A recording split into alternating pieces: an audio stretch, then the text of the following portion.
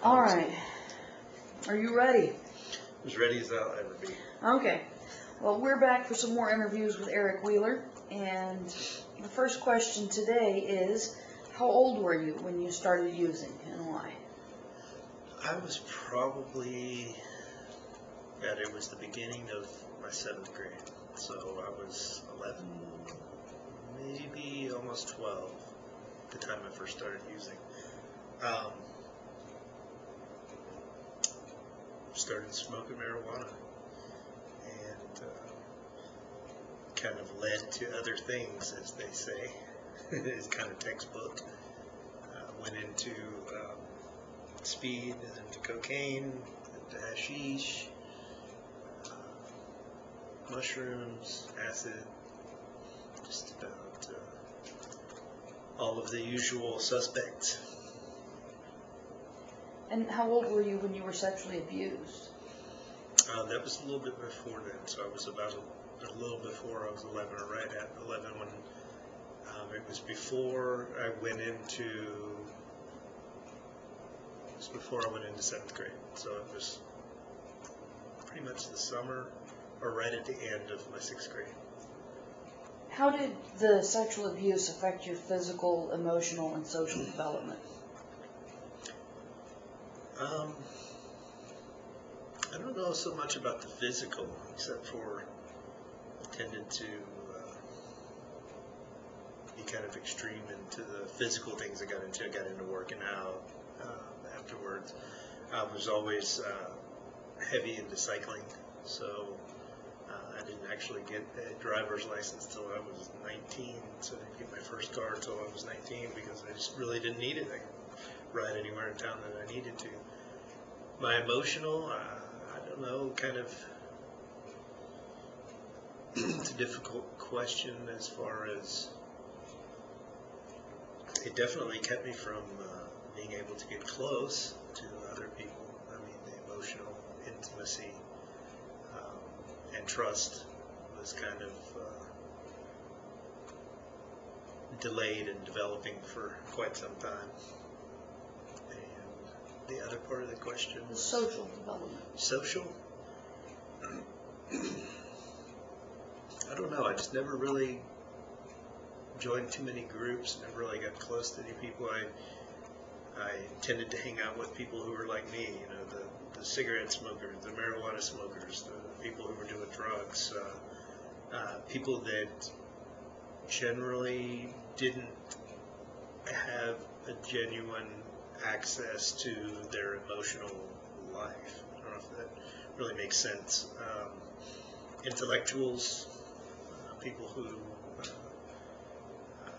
thought about how they felt instead of thinking about how they feel. Time-wise, there's certainly a connection between your sexual abuse and your drug abuse. What connection do you see between your drug abuse and your sexual abuse? I see just the parallels and how it started out with something, I say simple, something, and then got progressively worse.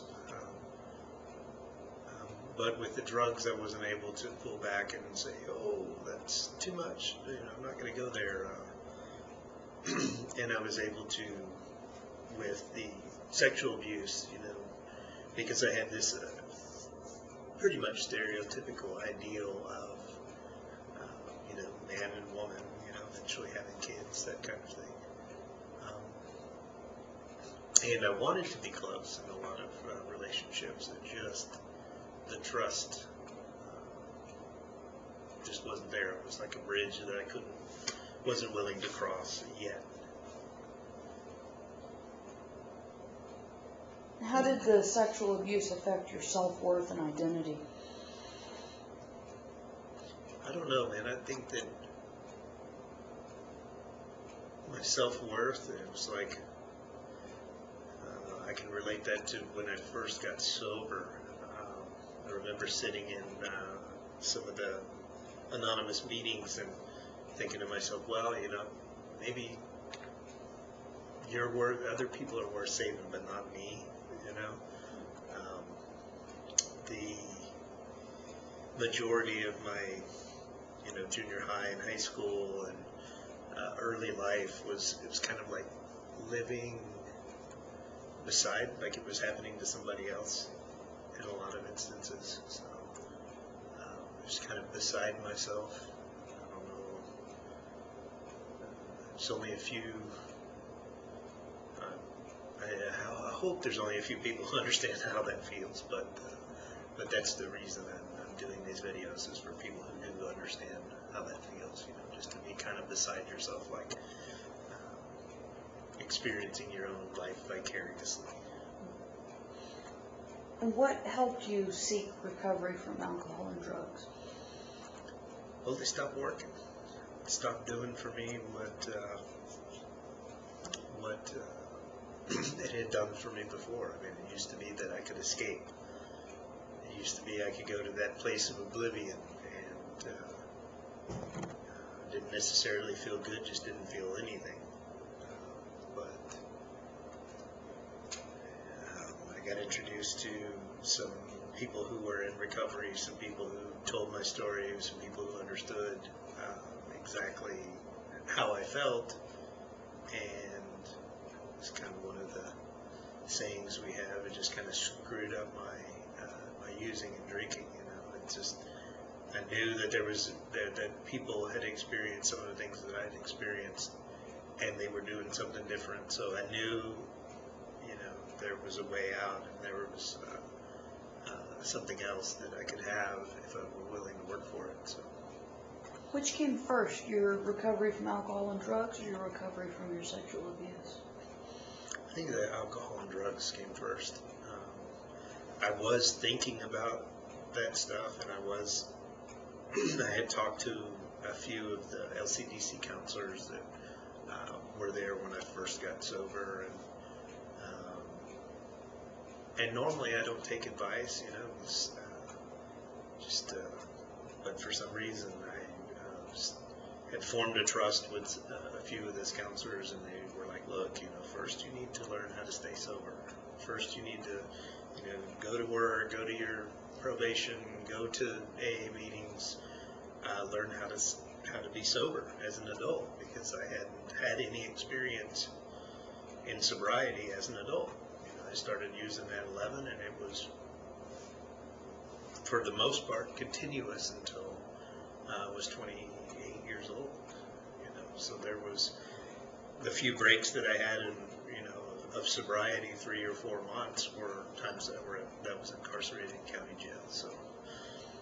What in turn then led you to seek help and healing from sexual abuse?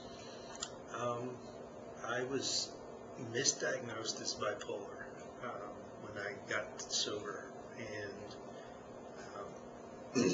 they had me on lithium and some other antidepressant medications, and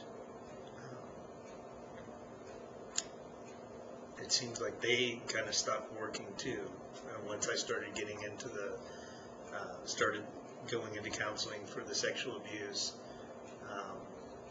and then I kind of got faced with a really tough decision.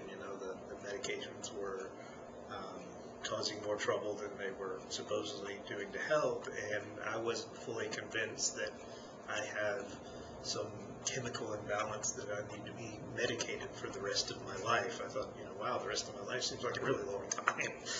And at that point, I had to, in meditation with God, I said, look, okay, if I really need these medications, I'll go back on them. But I need to know for sure, and I need to know if,